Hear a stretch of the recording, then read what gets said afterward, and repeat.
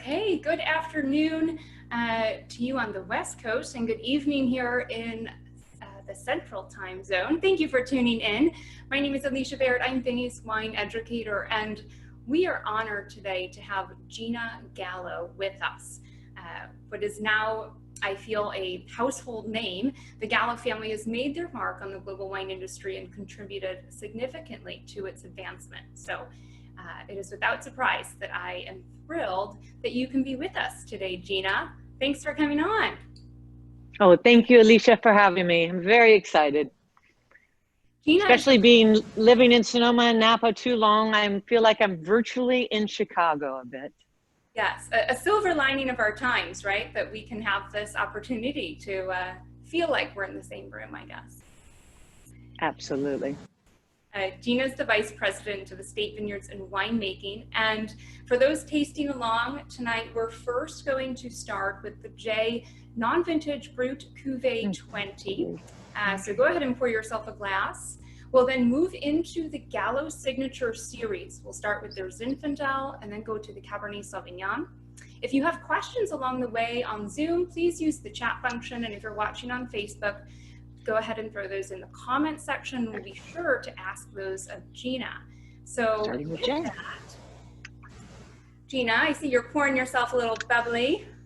I think we need a little bubbly to start this conversation. What do you say, Alicia? I think so. I think so. You know, if this year has taught us anything, sparkling wine is not just for celebrations, it's for every day as well. So yeah, I think we can kick this off with the J Cuvée. A little pop. I love it. Very festive as we think about. See, you're very well organized, Alicia. I'm not. I'm gonna pop it over to my friend over there. Oh, she almost got it. Okay.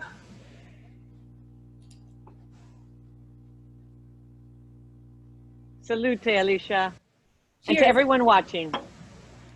Cheers.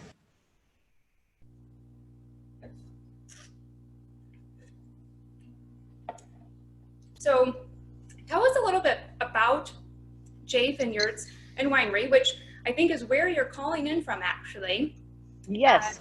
You want to tell us a little bit about the winery and this wonderful sparkling wine? Well, you know what? I have a surprise guest that's going to be coming in, and I want to leave the thunder for her, if it's okay. Of course. So it's one of our master winemakers, champagne winemakers. Her name's Nicole Hitchcock, and I just tasted out in the cellar with her. And she really wants to come on and meet all of your, the wine club. So I'd love to leave it for her. But I would just say it's a beautiful, to begin with. It's very clean, pretty, nice, tight bubbles. And I think she's coming now. Okay, so I want to introduce a dear friend of mine and a dear colleague. This is Nicole. And Nicole, you got to come over here. Okay. Grab my This is Nicole Hitchcock. Hi. And we've had the opportunity to work very close together. Yeah, and so Gina's holding up our Cuvée. Cheers.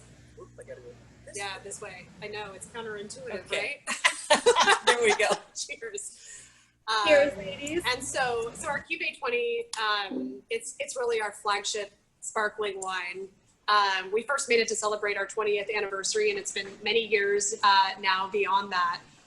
But yeah, I mean, this is what I like to raise a glass with. It's a non-vintage brut style, traditional method sparkling wine. It's a blend of Chardonnay, Pinot Noir, and Pinot Meunier. And it spends about 2.5 years at least on delays in the bottle aging. So what I love about it, you get that brioche. Yes.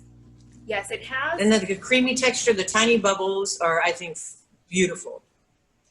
Yeah, absolutely. And then I get a really nice expression of fruit, which I think is so indicative of California sparkling, right? We've got this beautiful sunshine, but also this really nice kind of backbone of acidity. Some really interesting complexity. I get this kind of like a toasted almond characteristic, some ripe citrus, some Meyer lemon, and then some creamy notes from all of that yeastolysis that happens while it's aging in the bottle. The rotten apples too. Yeah, yeah. So Definitely almonds though. Yes, it's absolutely lovely. I agree with So you. that's the cuvee. There is a little bit of a baked apple component too. Cuvee 20. What makes the Russian River Valley so perfect for sparkling wines?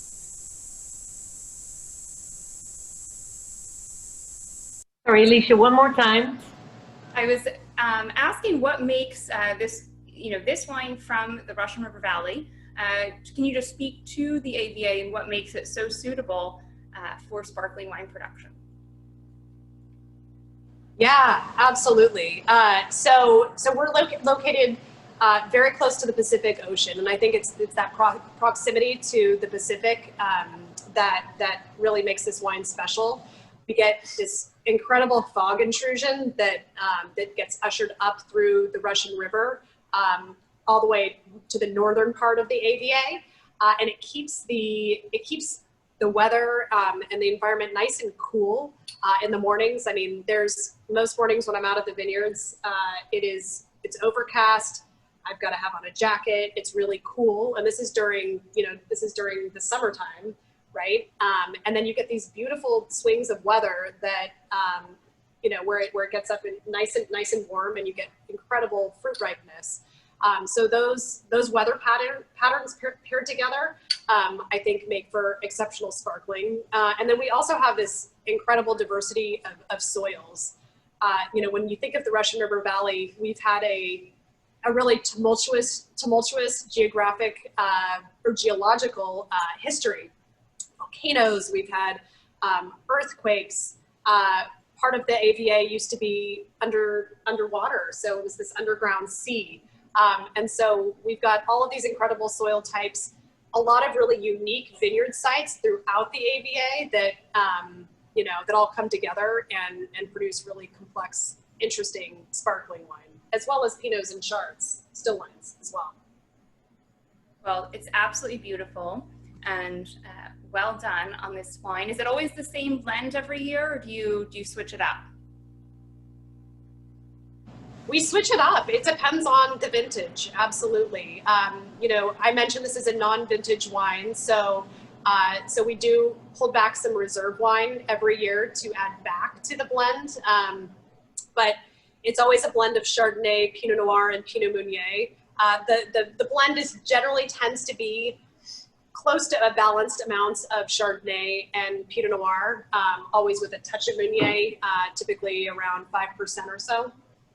And that's pretty typical vintage over vintage.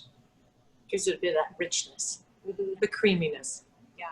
Yeah, I love the texture. The acidity is so refreshing, but yet, yes, layers of fruit that we expect as well from California. So thank you so much for sharing. I do want to ask, Gina, I know you live in Napa Valley. So first and foremost, how are you doing and your family and your team? And what is the latest with the glass fire? What can you share with us? And Nicole, thank you so much. Thank you. Yeah, thank you. Thanks, Gina.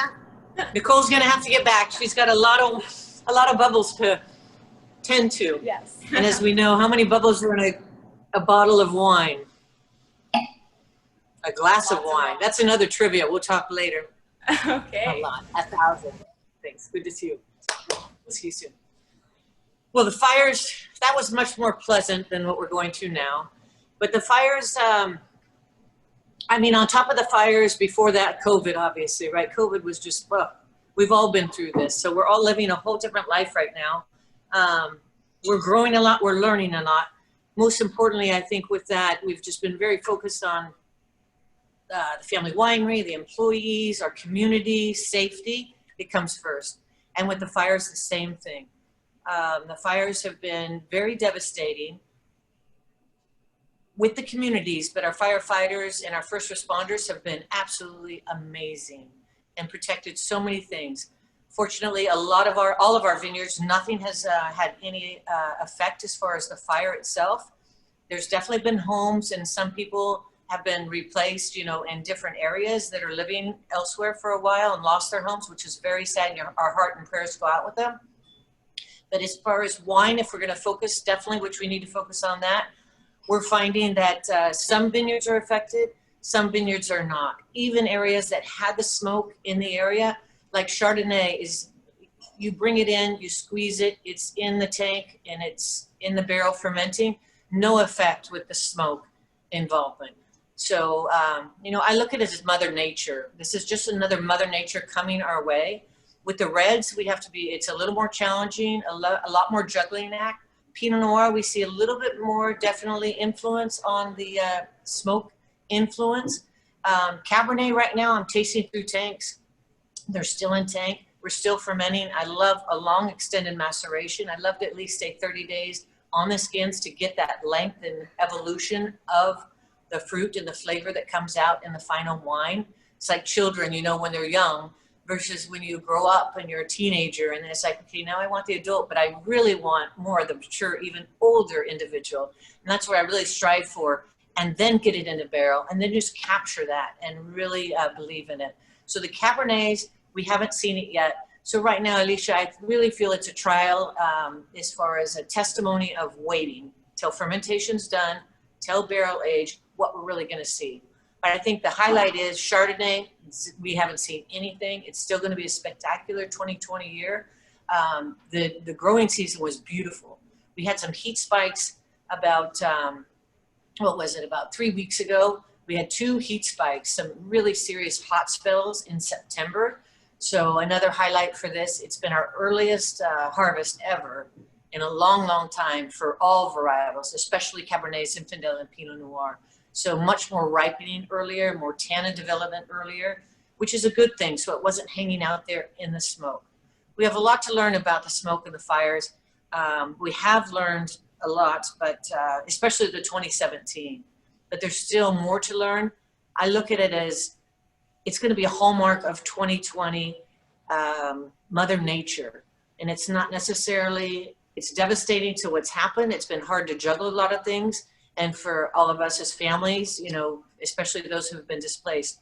But as far as the wine, the vintage, I feel we're going to be very strong coming out.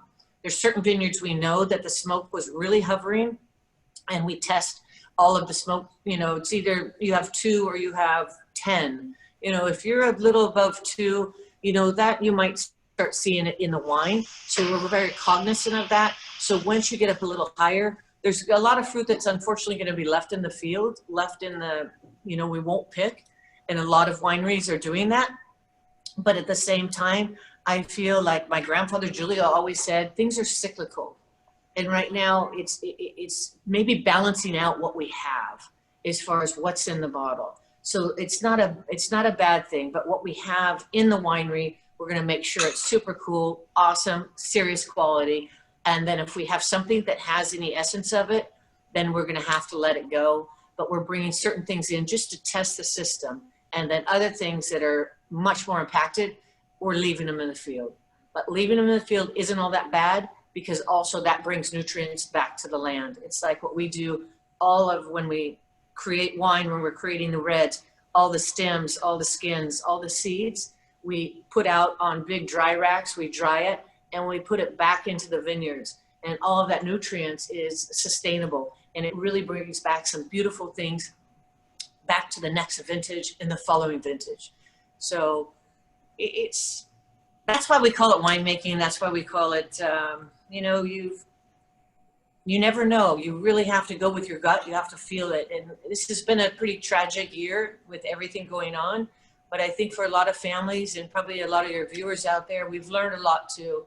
We've learned a lot to get back to the family, be closer to home, and spend a lot more time and not have to travel as much as we used to. Yes, yeah. Fires, it's a little bit of a update. Yeah, but no, I appreciate that. And you're right, it's been a reordering of priorities for sure. I'm glad to hear that the whites are safe and sound, and we'll be looking for those. And you know, with all the winemakers that I've spoken to, everyone is committed to testing and making sure that the red wines that they do fully ferment and mature and you know, market are healthy and wonderful. So we'll look forward to supporting you in 2020 with the 2020 release when that comes in a few years. But thanks for the update, and it's good to hear your positivity as well. Thanks. Thank you, Alicia. I do want to speak now. You mentioned your grandfather, and so it was your grandfather and his brother, right, that founded their namesake winery back in 1933. And you are now, of course, the third generation. So what was it like growing up in the Gallo household? Did you immediately know you wanted to make wine with the family business, or any other things come across your mind? No, not at all. I had no clue. I grew up in the era where, you know, I wouldn't say the ladies were doing certain things and the men were doing certain things at all, because my brothers, I grew up after 4 brothers, and my father, my grandfather Julio, my great uncle Ernest as well. They really supported what you believed in your passion. So my grandfather Julio and my great uncle Ernest, they founded our family winery in 1933. So a lot of history. It was right after Prohibition. So a lot of wonderful, rich history. But when you look at it, you know, they had no roadmap. They were really entrepreneurs, and they strived to keep it alive. But that being said, I saw a lot around the dinner table. So I loved the dinner table. My grandparents were over, my Uncle Ernest was over, other family members were over, and they all talked about kind of the winery, the business, what was happening. And since I was a young child, about 5, I just realized, I want to be a part of this. I want to be a part of this. And so I had this naive kind of, which was always good to be a little naive, but inspiration that I feel like what they're doing for us is not for us, but for the next generation, my children's children and our children's children. They really were thinking very long-term, very sustainable, very far out. And with wine and grape growing, you have to, because you plant a vineyard, 1 year, you really don't have grapes. It takes 5 to 7 years to have grapes and to make wine. So with that, we all had our family chores. And I grew up in a big family, you have to realize. So I had seven siblings. So in our family, there were 7 siblings. So the household was loud, a lot going on. People were very busy. But one thing we always had to do was we had to do our chores before dinner, and we had to be at dinner at 6:30. And that was always just a regiment. And, you know, growing up in the summertime, especially where I grew up in Modesto, California, after school, I would go to my mother's grandmother, or her mother, who lived right across the lawn. So we lived on a farm, to set the stage. My grandfather Julio and Eileen, my grandmother, were right down the road. And then my mother's parents, my grandparents, Nanny and Judge, we call them, were right across the lawn. So we were all right there. And I always had to go there, do my homework. I always had to do math. I know why now, because my math, I always used the gut about math and science, but I'd always have to do my math, and then I could get off and be done and go get on my pony. I would ride all over, through vineyards, through orchards, through all of that. But I knew I had to be home for dinner. So just that freedom was really lovely, and I just loved being in the country. But being at dinner, coming back, and you had to, you know, I just listened to what they said. So that is what inspired me. And what also inspired me, well, back to your question, I had no clue I wanted to do what I did. I had no clue I wanted to be a winemaker. And at that time, going back to what I started with, at that time, my grandfather Julio was the winemaker, and it was his boys. There was no girl winemakers in there. There was no ladies. So it was really, at that point, still a man's world, which was perfectly fine, because I grew up with 4 brothers, and they really taught me how to kind of hold your own. And I think that balance was really wonderful and gave me the courage. And then, like I say, my father and my grandfather, absolutely, when I decided I wanted to do wine, my father was not shocked. My grandfather was, but he said, I have the perfect place for you. It's in our experimental area. And he was having problems. So a family winery, right? You kind of, you put people where they maybe should go. But for him, I thought he thought I wasn't going to last. And I loved it. So he was pleasantly surprised. And still to this day, I love making wine. I started out getting my first degree in psychology. And then I started in sales, which was interesting. I love sales, but I knew that wasn't for me forever. And during sales, that's when I went to UC Davis and took winemaking courses and worked with my grandfather, worked with Marcello, and fell in love with wine. And that's where I still am here today. What a journey from riding your pony and dinners with the family. I miss the pony rides. That is incredible. I love that you got tested early on and they thought that you might not last, but it was actually what hooked you into winemaking and the business. So that's great. You alluded to kind of some influential people, of course, in your family, but I want to ask too, what the importance of mentorship to you is. And this is something that I'm always so impressed within the wine industry, how generous people are in giving insight and expertise to either the next generation or just to their peers. So how have you been influenced, Gina, by your mentors, and what do you hope to share with others? Oh, tremendously. I'm an incredible believer in mentorship. I didn't realize how powerful mentorship was until maybe even 10 years ago, say.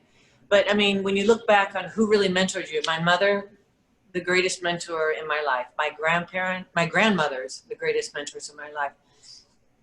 So you can go back to your childhood and you have mentorships. But then when you get to your careers, no one does it alone. Yeah. I'll get emotional.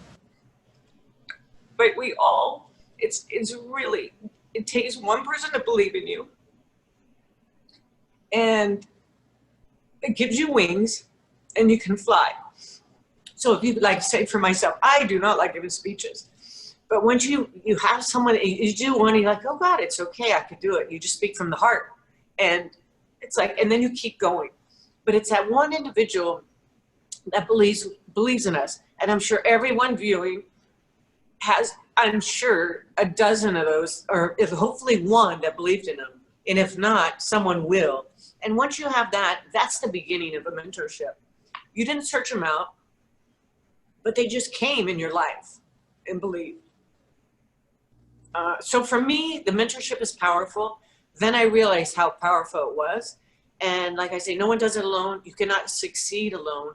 You have this interesting wisdom from others that maybe you don't have, or someone that can call things on you that you might not see in yourself.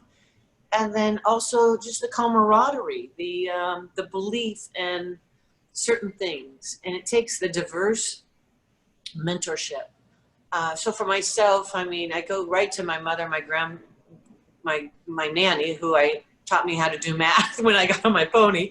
She was an incredible mentor. She had the patience to be with me and show me these little secrets of how you really deal with math.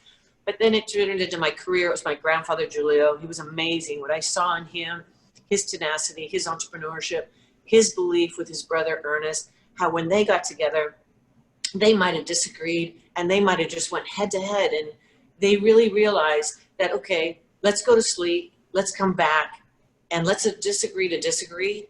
And I'll never forget, after my grandfather, Julio, passed away, I asked my uncle Ernest, and he said, you know, Gina, the reason we were such amazing partners was because the respect that we'd go away and then come back the next day. And it wasn't my idea. It might have been your grandfather's idea, but it was a greater idea. It was a greater cause of what we were both thinking. So those two minds came together and created something more powerful. That in itself, you have to say it's a great partnership, but it's a mentorship too. Marcello Monticelli, who I've worked with, he's just retiring this year. He's been with our family winery for 50 years. I said, if you're retiring, I'm retiring. And we both had a tear.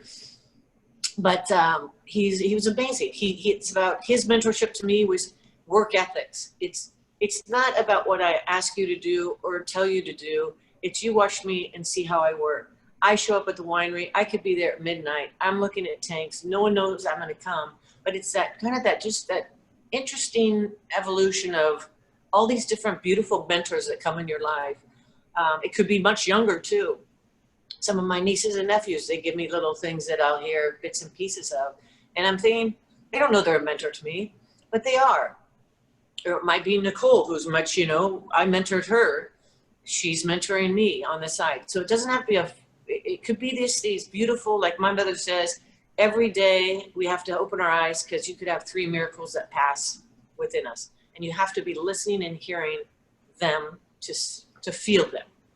And I think so many people come in our lives that are those mentors that we might not even, we might not see, might not feel. So, mentorship to me is very powerful. We don't do it alone. You never can see it alone. It takes all of us. It takes a lot. But it's fun when you find it. It's nice because you're just on this beautiful, and with that you have to fail too. Yeah. Failure's not bad. There's a great saying. Especially as you say, when you have such a wonderful kind of support around you and you surround yourself with those people. Yeah. Thanks for sharing, Gina. Thank you. Sorry I got emotional. Only you, Alicia, can get me emotional. Well, with that, let's give you a glass of wine. How about that? I do want to get to your Gallow signature series. I'm sure everybody's getting thirsty out there. Well, hopefully they're continuing to drink the sparkling. So, but let's go ahead and talk about your Zinfandel, the Gallow signature series Zinfandel 2016.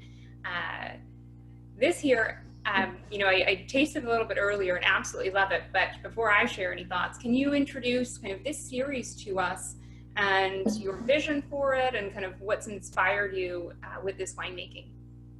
Absolutely. Well, you can tell I'm very emotional. I really believe in, again, I'm very fortunate to have a beautiful foundation. I mean, my grandfather, Julie, my great uncle, they gave that foundation. So, but if I didn't believe and our family didn't believe, our winery would have died. So we really believe in what we're doing. We believe in everything that, the sustainability. So for this, when we came out with it, and I came out with it, with a lot of other support to help do this. It's all about our founders. It's about the belief of, I would say, how they gave us the roadmap. Because when they started in 1933, they didn't have a roadmap. Today, we have a little bit more of a roadmap. So now we really understand organics. We understand sustainability. We're very fortunate. We do have a lot of different vineyards in different parts of California that are truly, I think, ultimately outstanding. So the whole signature series is homage to them, I would say, definitely, but also my fingerprint because my signature's on it, and I want to create what I feel I can believe in, because you have to leave the coop and you have to fly, right? So you can't just always look back on your history and your heritage. You have to learn from it. And then you have to move forward of what you believe in, what I want to create. So that's what this wine's all about. It's my fingerprint, my signature, creating an amazing Zinfandel, amazing cab we're going to taste today, but with, gratefully, the foundation that our grandparents have given us, my great uncle has given us, and my father and my Uncle Joe has given us as far as building as well, because it doesn't happen in one generation. Now I'm 3rd generation, so you can see the evolution. You could look at Gallow, you could look at our family winery, you look at Hardy Burgundy. At the end, when you talk to people, it's like, that was a killer, that was an amazing wine at the time. You talk to Parker, he'll say that was his favorite wine when he was getting he loved it. And that's when he was getting his law degree. I taste with him, he's not tasting anymore. He wanted me to bring a bottle about a year ago before he retired, because he wanted to taste it again, because he loved it. Well, at the end, it was Napa and Sonoma. It was amazing, Napa and Sonoma. So when you think of Hardy Burgundy, you think, maybe not that great. It was really good stock. And if you want to cook or you want to create, you want good meat or you want good lettuce or you want something great from your garden, you start out with great grapes, you're going to make great wine. And people, you're going to make memories with people. And so that's what I love about this too, is really making memories with people, making it when they, hopefully when everyone that's tasting, they're going to have a wow wine. And I believe these are wow wines. My also style with the signature series, I tend to be a little bit more in the European palate, I would say, but just meaning I don't want the high alcohol. I really want them balanced. I really want them to be food friendly. But then I also want you coming into winter, sitting around a fireplace and having it on its own. So very balanced, very powerful, very long, has a nice long length, and very food compatible. So with that, I mean, has some acidity that's going to be refined, but it's going to just go on and on and on as far as the flavor. So that's the Signature Series. Homage to all those before us, parents, grandparents, and then now, hopefully I know I put my fingerprint on it because I have a really strong style of what I love to create, and I just get back into the dirt. I'm really more about, I want that land, that site, when I go out and taste grapes, taste it, and I say, okay, I know this is going to be great. And I tend to be a little bit more minimalistic, I would say, in the winery. All native use, natural, long time on the skins, as we were talking about, just really letting that wine evolve and show itself. Because if you do your homework from the beginning, when you plant that root, you plant that vine, just like I go back to the good garden, the good vegetables, the great piece of steak or whatever you're going to buy, you can't mess it up, but you can make it amazing. And that's what I really want to find, the best dirt, the best soil on our sustainable land, and then just help it out a little bit and make it amazing. Well, that's a Signature Series. Certainly have done that with the Zinfandel. I've been kind of over here sipping. Sipping it? Okay, I have to take a sip, Alicia. Cheers. Cheers. And for those at home, this is from Dry Creek Valley, really a premier AVA for Zinfandel. So no surprise that you went there for the fruit. And it's just layers and layers of lush, beautiful fruit. And I'm glad you mentioned too, the acidity still makes it just very refreshing wine. So yes, the finish is very long, but it's very well balanced by the acid. And I think it has that little bit of kind of spice and muddled black raspberry and black cherry and turned earth that we love with Zinfandel. So Gina, love it. Well Thanks, done. Alicia. And I forgot to mention, it is all Dry Creek Valley, and it's from this is from 2 of our vineyards in Dry Creek Valley. And then I always like to add a little Petite Syrah. And that Petite Syrah gives a bit of, and I like to co-ferment it, which is rare because usually Petite Syrah, it ripens later in the vineyard. But this one vineyard, Stefani, it ripens perfectly at the same time. So when you co-ferment, it just balances in nice together. And that gives it a little bit more of the structure, a little bit more of the shoulders, a little bit more of the longevity. This will taste extremely well, easily in 20 years. But it's beautiful right now because you have all that boysenberry, dark fruit. And Dry Creek Valley, that was an inspiration from my grandfather. He fell in love with Zinfandel in Dry Creek Valley. And I still today, for Signature Series, I lean on his shoulders. I still haven't found another region better than Dry Creek Valley for Zinfandel.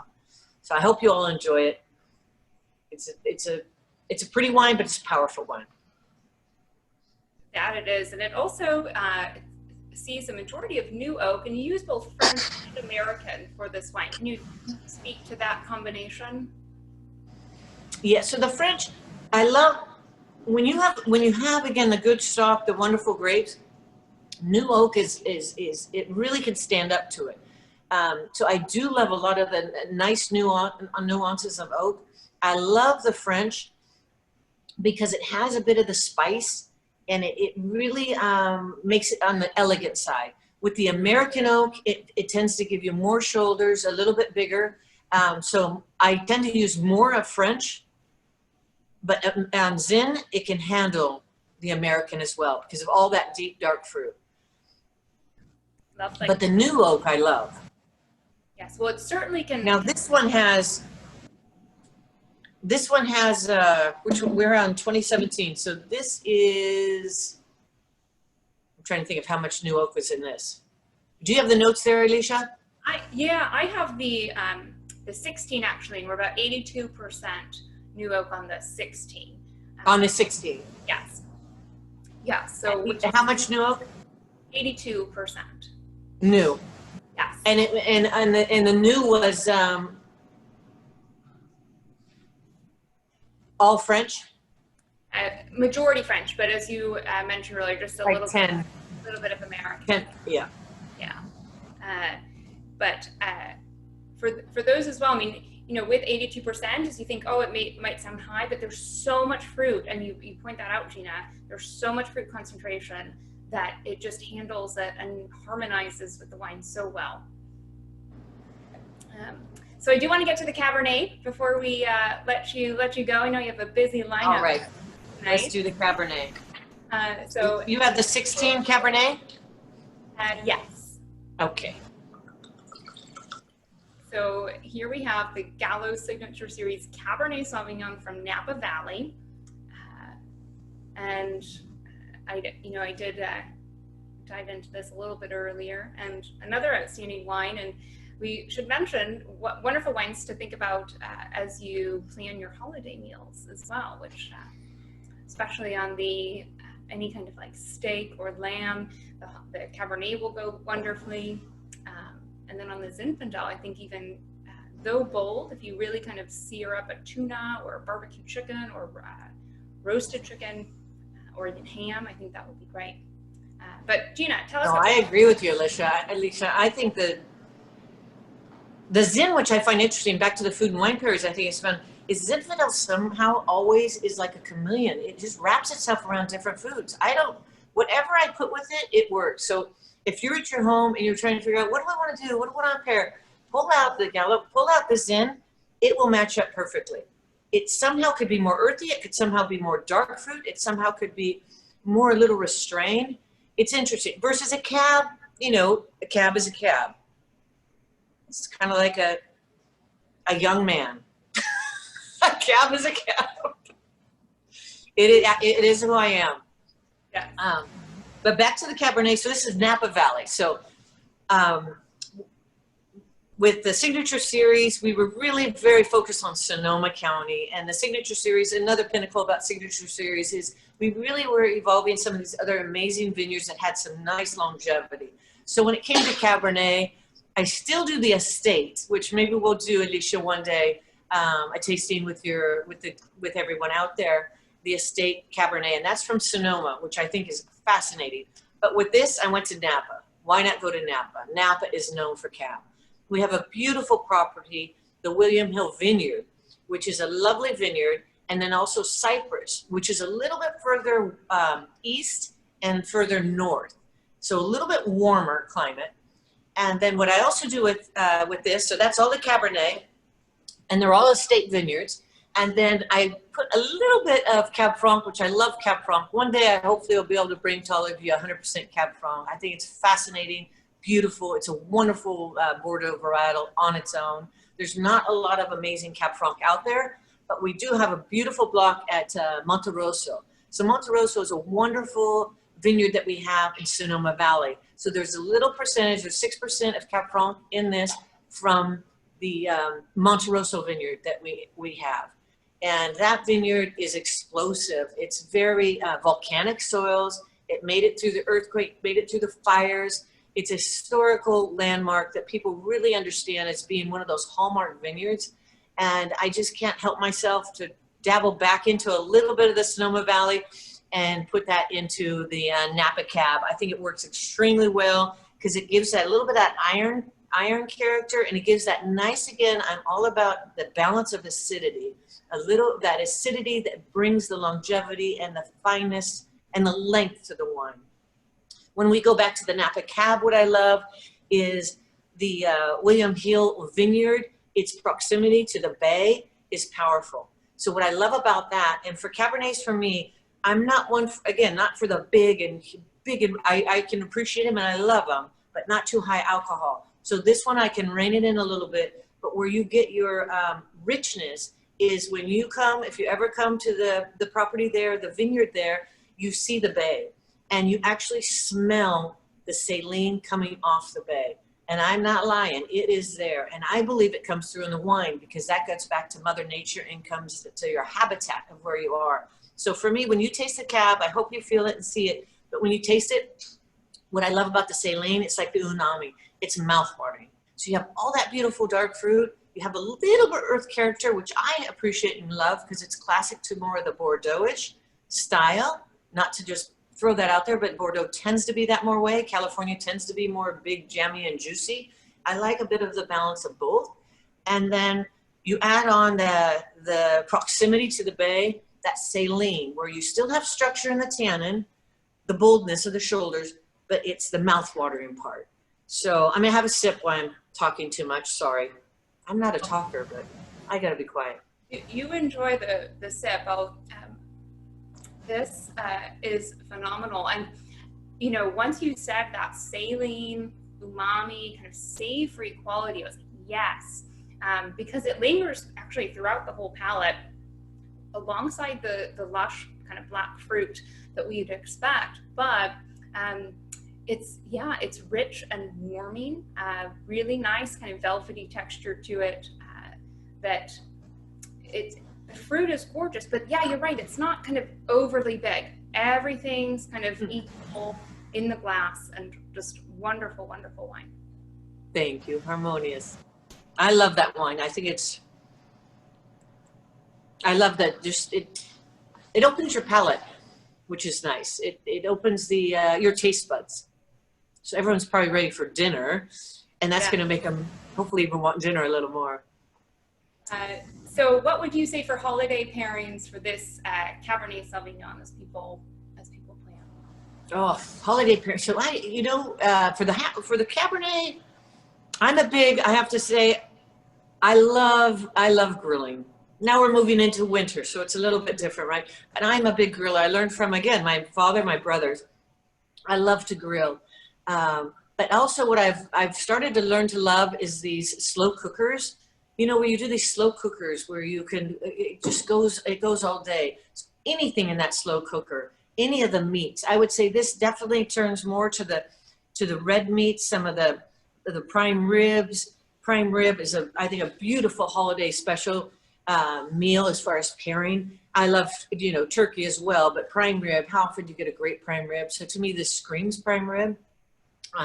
This also, I think, like the Zinfandel, I think on the fish side of it, I think some of your red fishes, this would hold up, and the fish would hold up well too, because it has that savory umami taste. I also think I really am a big ethnic, I love Thai, Indian. I love all that style of food. This is elegant enough and savory enough where you could play with a lot of those Asian spices amazingly, where I think the Zin could be powerful and straightforward.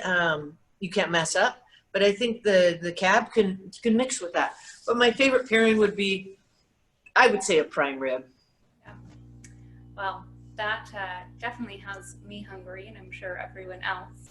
I will ask, we do have one question in from Facebook, Gina, before we wrap up. As a winemaker, they've asked kind of throughout the year, what is your kind of like favorite task? What's your, or maybe favorite kind of season or time? Is it when the grapes come in, or is it blending at the very end? What brings you the most joy there? Well, that's a great question. My favorite, all-time favorite is right now, the hustle and bustle, harvest. Harvest is everything. Right before harvest, tasting, but even really, it's really the harvest, because during harvest, you're out in the vineyards, you're meeting with some of the individuals that are out there, you're meeting with growers, you're talking to growers, and then in the winery, our fabulous, amazing team of winemakers that I get to collaborate with. They challenge me, I challenge them, and we have to make those decisions on the spur, on the moment. So I love the, I collect cookbooks, but I don't read them. I look at them for inspiration, and when I cook, I do a little bit of this, a little bit of that. So when I'm in the winery, and when you're a winemaker, you really have to go with your gut. You have to make those choices. You can lean on individuals, but you can, it's your choice. You have to figure out where you want to go. So I love that, that spontaneity, and I love all the years of experience I've had in the past that I've built and grown to know, and then keep on building and learning and growing. So right now, my favorite time of year is harvest, and because of the people and the hustle and bustle and everything is moving and going. Yeah. That being said, I would say springtime, because I love plants and I love gardening, and that's my heart. So I love, you know, when you put in the bulbs in the wintertime, because so after harvest for me, it's a little bit, we finally get we call it all the horses in the barn, everything's in the barn, we're all safe, it's in barrel. And then it comes a little lull during the wintertime, and it's all getting the bulbs in the ground in springtime, seeing them grow, seeing them pop, seeing them come up. So that's another beautiful thing, but it's more of a relaxing, peaceful, more meditation, where I've come off something so exhilarating, and then I go into something so healing and healthy, where I need to regroup and write my notes and take notes. Yeah. So those would be my two favorites. Yeah, a good cycle, if you will. Very imbalanced there. A few more questions have come in. So two around kind of family. Is there a next generation of Gallows involved yet? And another one around if you have ever made a wine with your husband. Oh, good question. Okay, so family first. Always family has to come first before my lovely husband, who I adore. But I do, my niece, who's down in the Central Coast, she has a little bit of similar path, but she's done sales in a lot of different vintages, but she's in the Central Coast, not vintages, but different places. I've been really more focused in our area for harvest. She's passionate about wine. She wants to stay in wine. Her name's Gina. And so she is definitely on the winemaking path. As far as other family members, there's one other in sales from my cousin Steph's side, my Uncle Ernest, who's in sales. So yes, fourth generation is coming on strong. And now we have which I think is wonderful, is come in and you have a mentorship or you work for maybe a year, 2 years, and then go out, work elsewhere, and then also education, more education, which I think is pretty healthy. Not everyone, it's a controversy, but I think it's a good overall path. But yes, fourth generation is coming on very strong, which I know is very important. And then to the second question, as far as have my husband Jean-Charles and I ever made a wine? When we were married. So it's interesting, his dream, my dream. We didn't really know it, but when we were dating, we were having a dinner and I had all these Burgundies out and he came over and I cooked him dinner. And I said, wouldn't it be lovely, wouldn't it be amazing if you could do, I think, why not do the best of the best? You know, the best of Burgundy and the best of California. Pinot Noir. It was all about Pinot, of course. And so we were engaged, we were married. And so for our gift for all the guests, we made that blend. And it was so fun. And why not? That's like the modern day, I mean, you go back to Hardy Burgundy, but it's even modern day, even grander than that, you know, right? Why not? We don't have to be. I mean, I'm very pure on these, very site specific, very land, but at the same time, we need to look forward and be innovative, be courageous, be daring. And I think that's exactly what that wine was. And now today, if by number 3, so that's kind of that was our inspiration. I taste with him a little bit with it. I'm not the hands-on winemaker for it. I do the final blending with him, which is, it's unbelievably fun. And it's a fascinating wine. So it's some serious Grand Crus in Burgundy and Russian River and Sonoma Coast here. And he had the tenacity to put a label on it. Not that one, but I mean, keep it alive. Our family's a little bit larger, so we have to, you know, we stay very focused. So I don't have that, and we don't have it together, but it is ours together secretively. Number 3. I love it. And he'll say number 3 is the best of both parts. Our 2 little daughters and them make number 3. We have twins. That's awesome. Twins. Oh, Twin daughter. I know they just turned 9. So fun. Precious. Getting Very too old fun. though. Yeah, I know. Watch out. They'll be ready to start working in the winery soon. I know. That's the sad thing about this year. Every harvest, I've taken them to the winery, and now this year with COVID, it's been tough for me juggling it because I can't take them in with me. Well, but it's safer. I am very conscious that I have taken up much more of your time than we had originally planned. But your insights were wonderful and heartfelt, and thank you for sharing that, your thoughts and these beautiful wines with us. So go ahead and check out J. Cuvée Brut Cuvée 20 and the Gallow Signature series on the shelves at Binny's. But Gina, heartfelt thanks. Really appreciate it. And any closing words for the audience?